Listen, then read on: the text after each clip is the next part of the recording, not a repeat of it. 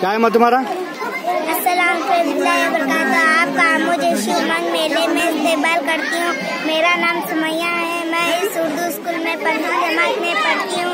मेरी सरगर्मी हर अल्फाज का पहला उर्फ लेकर नए अल्फाज बनाओ। क्या है तेरा बता देंगे। ये पहला उर्फ लेकर क्या बनता है? ये पहला हरूफ लेके क्या बनता? ये क्या है? ये बेंगलुरु। सही, रुको आप।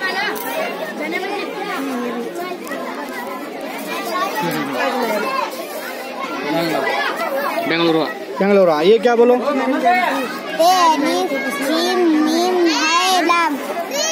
ताजमहल। बराबर, ताजमहल। कर्नाटका। ये क्या है?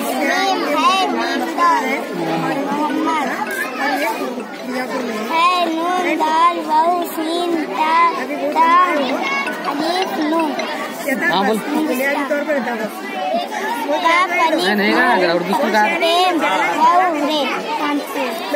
कानपुर। चलो ठीक है माँ, फिर भी अच्छी तालीम है तुम्हारी। ठीक है, क्या नाम है तुम्हारा?